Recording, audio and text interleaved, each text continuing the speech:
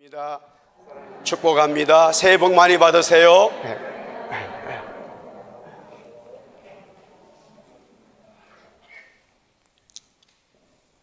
우리가 2014년을 시작하면서 우리 한번 따라합시다. 신랑 예수님, 신부나. 신부나는 교회 성도를 말하고 있어요. 사람이 살아가면서 여러 가지 기쁨들이 있습니다. 많은 결혼하는 그 기쁨은 정말로 너무나 감격스럽습니다. 많은 남자가 여자가 결혼할 때에 그 많은 여자 중에 어떤 한 여자, 또 여자가 남자와 결혼할 때 그 많은 남자들 중에 한 남자와 만나서 평생을 사는 것은 너무나 놀라운 일입니다. 영적으로 예수님을 우리의 신랑이라 말씀하고 있고 구원받은 우리들을 신부라고 말하고 있는 거예요.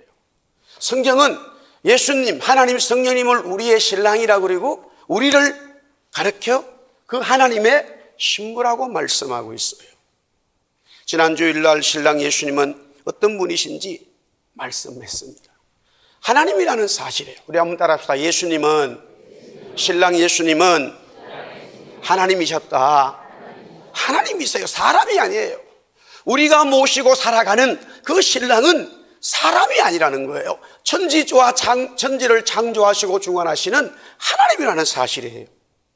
하나님을 여러분들 신랑으로 모셨다면 뭐가 걱정할 일이 없어요. 근심이 없어요. 염려가 없어요. 할렐루야. 그래서 성경은 계속 누누이 강조하는 말이 이스라엘 백성들아 근심하지 마라, 걱정하지 마라, 두려워하지 마라 계속 말씀하는 거예요. 왜 그렇습니까? 신랑 하나님이 하나님이기 때문에, 전지전능하시기 때문에, 무엇이든지 다 할 수 있기 때문에, 모든 것을 창조하셨기 때문에. 아멘. 그 예수님이 하나님인 거예요. 오늘은 신부에 대해서 계속해서 오늘 본문을 통해서 말씀을 드립니다. 신부의 모습, 즉 교회 성도가 어떤 모습이었느냐, 어떤 상태였느냐, 어떤 모습이었기에 예수님의 신랑이 되어졌느냐, 어떤 자였기에 하나님의 신부가 되었느냐.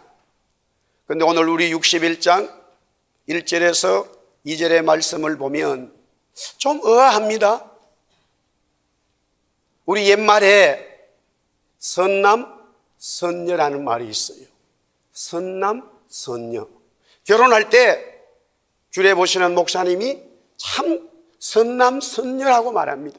너무나 깨끗한 신랑, 깨끗한 신부라고 얘기하는 거죠.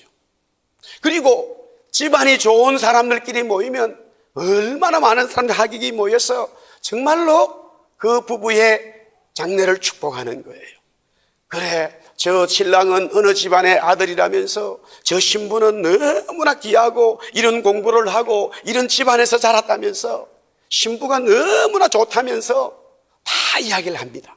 근데 오늘 말씀을 보니까 예수님이 신랑인데 신부가 되는 사람들은 그런 사람들이 아니에요. 불행하게도 오늘 1절에 보니까 마음이 가난하고요, 마음이 상하고 영혼과 육이 갇혀있고 슬픔과 근심이 가득한 자들이 예수님의 하나님의 신부가 되었다는 거예요.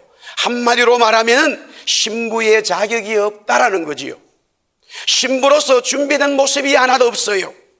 이런 모습의 신부들이지만 신랑 예수님은 자신의 신부로 맞아 주었다는 사실입니다. 할렐루야. 왜 그렇게 하셨을까? 오늘 2절 말씀 한 번 더 읽습니다. 2절 말씀 읽어볼까요? 다 같이 시작. 여호와의 은혜의 해와 우리 하나님의 보복의 날을 선포하여 모든 슬픈 자를 위로하되. 따라합시다. 하나님의 은혜. 하나님의 은혜, 예수님의 은혜, 성령님의 은혜란 말이에요. 어떻게 자격 없는 자들이 예수님의 하나님의 신부가 되었을까? 전적인 하나님의 은혜라는 사실이에요. 하나님의 은혜 때문에 우리가 신부 되었다는 사실이에요. 할렐루야. 우리 찬양대 찬양할 수 있는 하나님의 은혜입니다. 할렐루야. 하나님의 은혜라는 거예요. 성경은 61장을 시작하면서요, 1절에 예수님의 신부되어진 성도들 교회가 마음이 상하고 슬프고 위로를 받아야 되고 좋지 못한 자들이라는 거예요. 전혀 신부의 자격이 없다는 거예요. 종종 보면은 결혼식에 참여했는데 막 집안의 사람들이 수군덕거리는 일을 보게 되어져요. 왜? 신부가 잘못했다는 거예요. 누군가가 옛날에 과거를 알았다는 거예요. 그래서 이미 청계자매이 돌아가고 다 했지만은 신랑하고는 둘이는 살아야 되기 때문에 어쩔 수 없이 결혼을 시킨다는 거예요. 그런 경우는요, 공포도 못하고 둘이 그냥 살아버려요. 그런 신랑 신부들이 있어, 신혼이 있어요. 왜? 창피하니까. 그런데 오늘 여기 보니까 신부의 자격이 정말로 창피한 거예요. 전부 다 슬픔과 위로와 근심과 걱정으로 모든 인생의 짐을 지고 있는 자들이 예수님의 신부가 된다는 거예요. 왜 그렇게 되어졌을까? 예수님의 은혜, 하나님의 은혜, 성령님의 은혜라는 사실입니다. 2014년을 시작하면서 저와 여러분의 교회에, 여러분의 가정과 기업에 하나님의 은혜가 충만하기를 축복합니다. 은혜라는 말은 선물이라는 뜻이에요. 우리가 그레이스라는 이 영어의 단어 은혜, 원어적인 것은 선물, 기프트예요. 그래서 신약 성경에는 성령님의 은혜라는 말을 쓰기도 했지만은 성령님의 은사라는 말을 썼어요. 여기서 번역되어진 은사라는 말이 동일한 은혜, 선물, 기프트라는 뜻이에요. The Spirit of Gift, 즉 Gift of Spirit, 신령한 것들을 사모하라. 여기에 신령한 것이라고 하는 것은 바로 신령한 은사들, 즉 하나님의 은혜를 사모하라는 거예요. 은혜라는 말과 은사라는 말은 동일이죠. 전적인 여호와의 은혜로 우리들이 신랑 예수님의 신부가 되었다는 말씀입니다. 신부의 어떤 자격이 좋아서가 아니라 오히려 그 반대로 전혀 자격이 없음에도 하나님께서 은혜로 신부를 삼아 주었다는 거지요. 은혜의 다른 표현들이 또 있습니다. 성경은 많이 쓰고 있습니다. 구약에는 경외라는 말을 많이 써왔어요. 구약에는 경외라는 말을 많이 썼지만 그것이 신약에는 사랑이라는 말로 바뀌었어요. 또한 경외라는 말과 많이 썼던 구약의 표현들 한번 따라하겠습니다. 긍휼과 자비. 긍휼과 자비가 바로 하나님의 사랑, 하나님의 은혜로 우리를 신부 삼아 주셨다라는 거예요.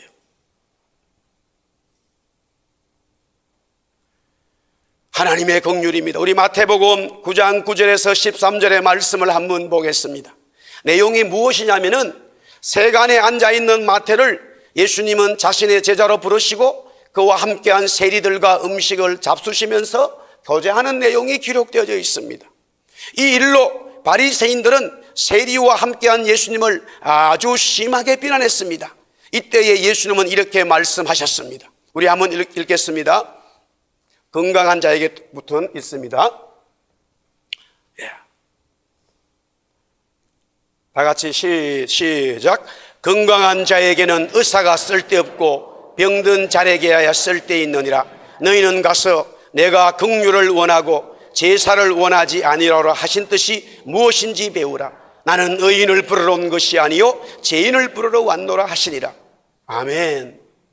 그 당시의 세리들은요, 창녀들과 함께 동일하게 사회에서 취급받았어요. 사람 취급 못 받았습니다. 그런데 예수님은요, 이런 세리를 부르시고 제자로 삼았어요. 그래서 성경의 첫 번째가 마태복음이에요. 12사도 중에 나와 있어요. 마태가 개인적으로 생각해 보세요. 그때 당시의 사회에서 완전히 창녀처럼 죄인으로 취급받았는데 사회의 밑바닥이에요. 물질은 많이 가졌을 줄 모르지만은 사회로부터 취급을 못 받았어요. 그런 자를 예수님이 부르셔서 제자로 삼으시고 마태의 친구들이 세리들과 함께 음식을 나누고 교제하고 있으니까 바리새인들이 얼마나 보고 비난할 수밖에 없지요. 그런데 예수님 말씀이 뭡니까? 건강한 자에게는 의사가 필요 없는 거예요. 그렇지요. 뭐 당연한 얘기 아니겠어요? 우리 교회도 집사님 한 분이 약국을 운영하시는데 제가 가끔씩 가서 약국이 부흥돼야 됩니다. 이래가 말하고 나니까 모든 사람 아파야 한다는 이야기예요. 이 말이 좀 이상하더라고 이게. 거기 가서 아유 집사는 잘 돼야 됩니다 이렇게 말하고 나니까 가만히 보니까 전부 다 교인들이 아파야 되는 거라. 또 근데 아유 목사님 감기 걸렸어요 아파요 이러면 또 치료할지도 이러는데 그러면 병원 또 약국에 갈 필요가 없는 거예요. 야 이게 참으로 난감하지요. 아프다가 낫고 아프다 하면 돼요 그냥.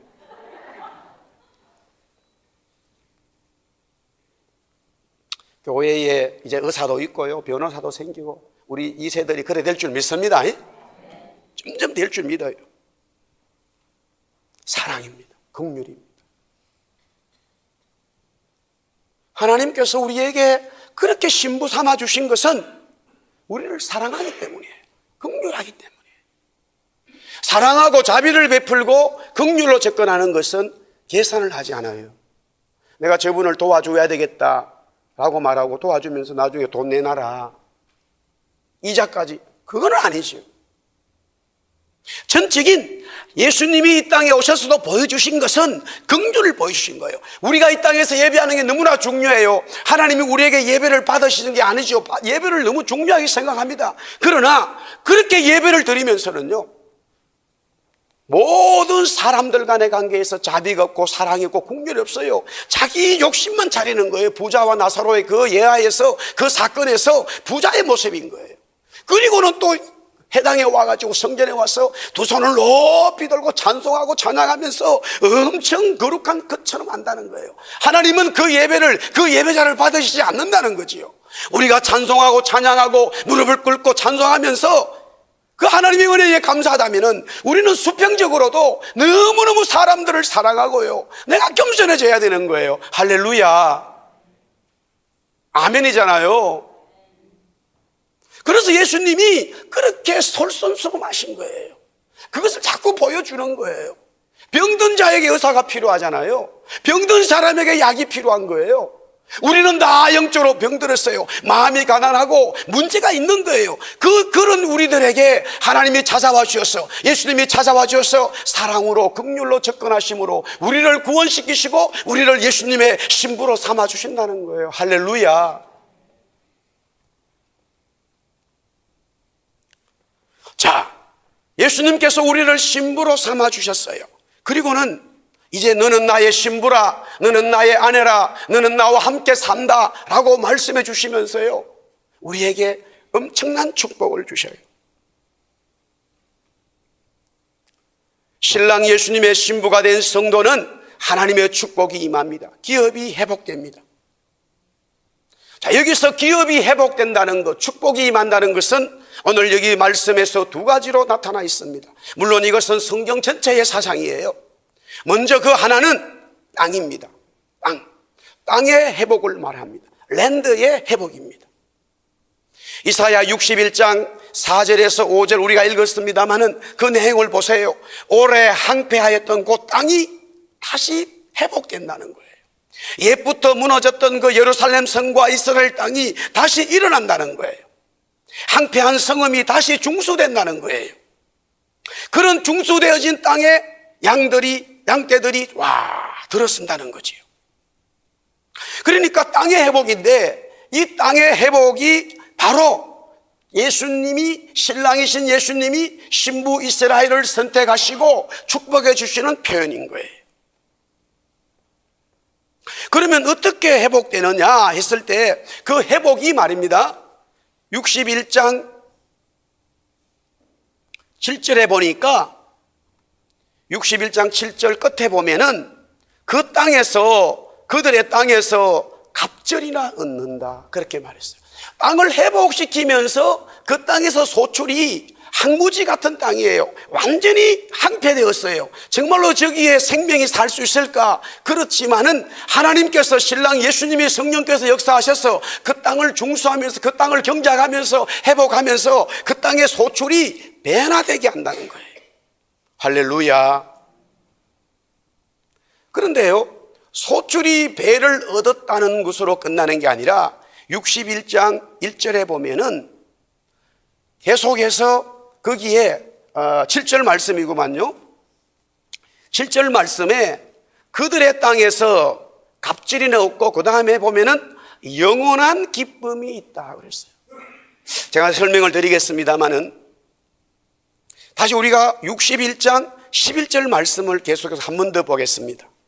61장 11절요. 읽어봅니다. 11절 시작.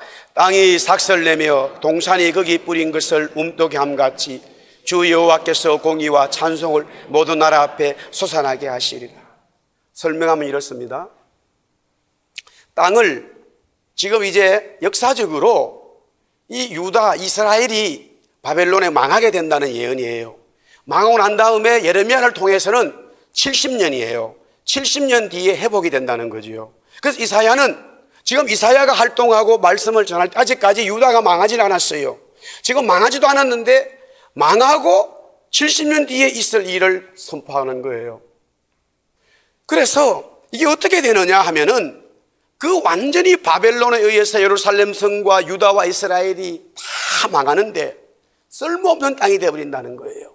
그런 땅이 다시 하나님께서 그 땅에 생명을 주시고 그 땅을 소생시키는데 그 땅에서 농사를 지으면은 갑절의 복이 나온다는 거예요.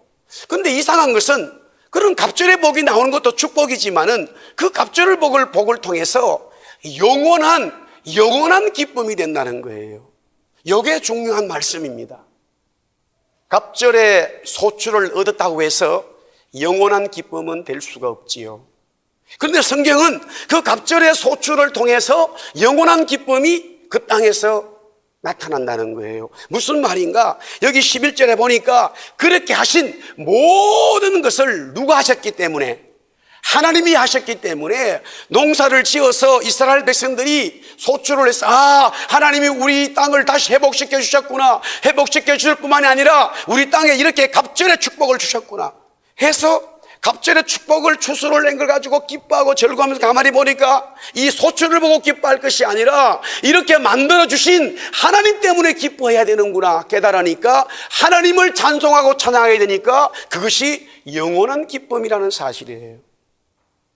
신랑 예수님을 발견하는 거지요. 그 예수님을 통해서 영원한 기쁨을 가지게 되는 거지요. 또 다른 하나는 회복은 바로 백성입니다. 61장 1절에 3절에 보았지만 백성들의 회복입니다. 가난한 자가 아름다운 소식을 듣지요. 마음이 상한 자가 고침을 받지요. 포로된 자가 자유를 얻지요. 슬픔과 근심으로 가득 찬 자가 기쁨과 찬송으로 옷을 입게 된다고 했습니다. 사람의 회복이에요. 그뿐만이 아니라 하나님은 신부인 성도를 하나님 나라의 제사장으로 삼는다고 했어요. 61장 6절에 보세요. 우리 한번 읽어볼까요? 61장 6절 다 같이 시작. 오직 너희는 여호와의 제사장이라 일컬음을 받을 것이라. 사람들이 너희를 우리 하나님의 봉사자라 할 것이며 너희가 이방 나라들의 재물을 먹으며 그들의 영광을 얻어 자랑할 것입니다. 마음이 상하고 힘든 사람들을 구원시켜주고 은혜 주신 것뿐만이 아니라 하나님은 그 사람들을 제사장으로 삼는다는 거예요. 이 제사장이 뭡니까? 예배하는 자예요. 그건 무엇을 뜻해요? 영원히 하나님과 함께 살겠다는 거예요. 백성들의 회복입니다. 그래서 제사장을 삼으면서 하나님과 신랑이신 하나님 여호와 예수님과 영원히 살겠다는 것을 언약하겠다. 그래서 8절 말씀에 마지막 절에 나와 있어요. 8절 보면 물은 나 여호와는 정의를 사랑하며 불의의 강탈을 미워하여 성실히 그들에게 갚아주고, 그 다음 말씀 보세요. 그들과 영원한 언약을 맺을 것이라. 죄인인 우리를 구원시켜서 구원의 사람으로 만드시면서 제사장으로 세워주시고 제사장을 세워줘서 너와 내가 영원히 함께 산다 하고 언약, 결혼식을 맺는다는 사실이에요. 하나님의 전적인 은혜입니다. 이런 은혜를 받기 때문에 신부 교회는 어떻게 해야 될까요? 성도는 신랑 예수님에 대한 감사와 찬송으로 옷을 입어야 합니다. 입만 열면 감사와 찬송입니다. 오늘 우리가 찬송했지만 입이 10,000개 있어도, 입이 하나밖에 없지만 10,000개가 있다 하더라도 다 찬송 못하고 하나님 은혜에 감사할 수 없다는 거예요. 눈만 뜨면 찬송과 감사, 숨을 쉬거나 멈추거나 늘 찬송으로 신랑 예수님께 우리는 화답해야 되는 거예요. 그래서 이사야 61장 10절 말씀, 내가 여호와로 말미암아 크게 기뻐하며 내 영혼이 나의 하나님으로 말미암아 즐거워하리니 이는 그가 구원의 옷을 내게 입히시며 공의의 겉옷을 내게 더하심이 신랑이 사모를 쓰며 신부가 자기 보색으로 단장함 같게 하셨습니다. 신랑 예수님을 찬송하고 찬양하는 거예요. 그게 구원받은 성도 신부의 모습이 되어야 됩니다. 따라합시다. 찬송하자, 찬양하자, 네. 기뻐해야 되는 거예요. 말씀을 정리하겠습니다. 신부는 모습이 자격이 없었어요. 그런데 신랑 예수님이 우리를 신부로 삼으시고 그렇게 신부 삼아주신 것도 감사한데 거룩한 제사장을 삼아주셔서 모든 열방민족 앞에 우리를 드러내게 해준다는 거예요. 그러면서 거기서 끝나는 게 아니라 영원한 신부로 삼아주신다는 거예요. 그러니 감사하지 않을 수 없죠. 그런데 지금 이 말씀이 이렇게 되기까지는 이스라엘 백성들이요 너무나 많은 고난과 환난을 겪었어요. 바벨론에 짓밟힐 때요 너무나 눈물이 나는 거예요. 그리고 바벨론의 지배를 받으면서 우리는 언제 하나님 나라, 우리는 언제 이스라엘 나라가 회복되느냐, 고통과 고난으로 꽉 차 있어요. 사랑하는 성도 여러분, 저와 여러분이 그리스도의 신부라고 믿는다면 우리가 살아가면서 겪는 고난은요 은혜인 줄 아시기 바랍니다. 이야기 하나 하고 마칠까 생각합니다.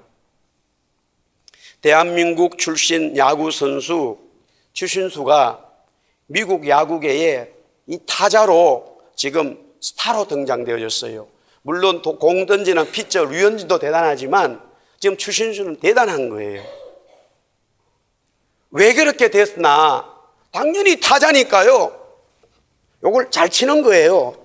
탁 홈런 치고 안타 치지요. 그런데 내용을 분석해 보면요 너무나 재미있는 내용이 있어요. 추신수가 타석에 서서 1루로 진행할 때 있어서 0.43% 1할에서요 0.43%가 거의 반입니다. 반 정도가 공이 몸에 맞아서 나갔다는 거예요. 일명 몸으로 때웠다, 뭐 그런 내용이에요. 이게 어떻게 된다니까 작년에 2013년에 26번 공으로 맞았대요. 분석하면 이런 거예요. 미국의 투수들은요 왼손잡이가 많아요. 그래서 공이 왼쪽으로 던지니까 타자들이 오른손을 치는 타자들은 공이 자기 몸에 굉장히 가까이 오지요. 그러니까 당연히 뒤로 물러서요. 물러서다 보니까 전부 다 치지도 못하고 스트라이크 되는 거예요. 근데 추신수는 맞자 이런 일사각오로 바짝 붙으니까 이 왼쪽 투수들이 너무 추신수가 앞으로 나와 있으니까 스트라이크를 못 던지는 거예요. 그리고 스트라이크를 던지다 보니까 공이 날라오는 걸 지가 뛰어가서 맞은 거는 그거는 아웃됩니다. 그런 선수도 취급 안 해요. 그런데 자기 타석에서 바짝 붙어서 앞쪽에 있다 모르니까 공이 와서 맞는 거예요. 문제는 이 공이 시속이 애들 베이비가 던지는 게 아니에요. 시속 160km씩 나오잖아요. 150km. 손가락이 부러지고요. 손목 다치고 여기 갈비뼈도 부러질 수 있대요.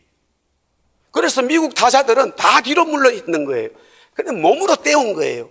몸으로 때워서 맞고 나면은 아내가 집에 가 자기야 힘들지 하면서 막 주물러주고 마사지 해주고. 이야. 그래가지고 26번 나갔대.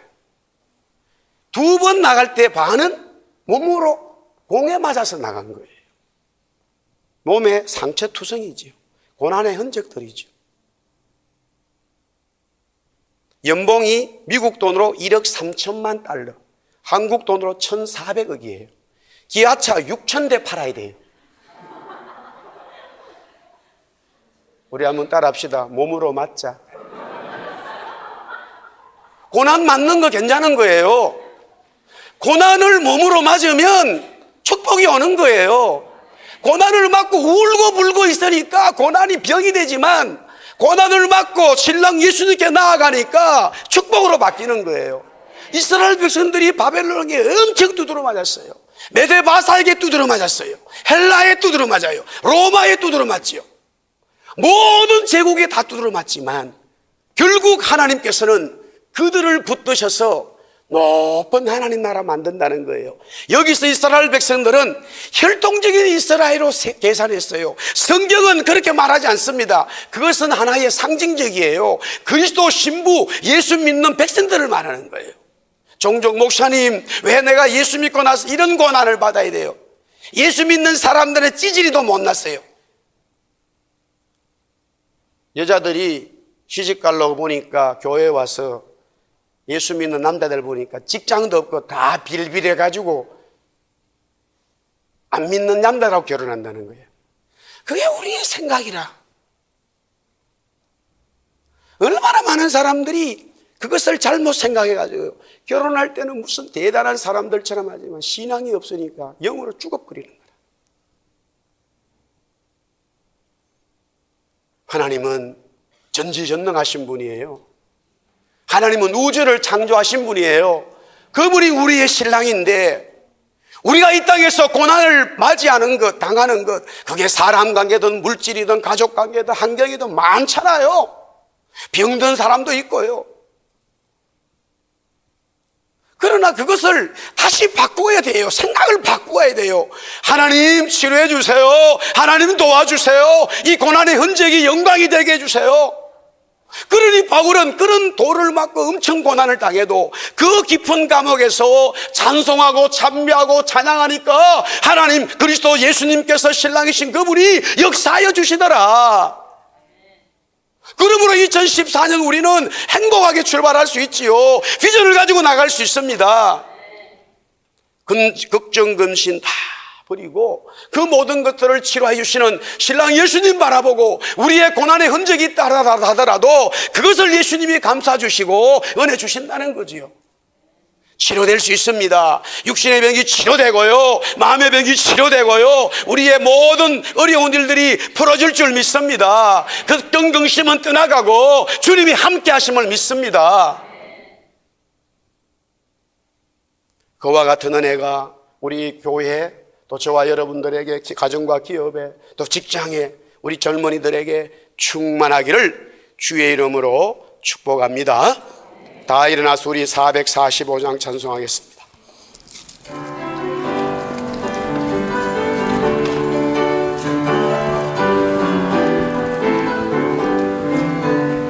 그 산을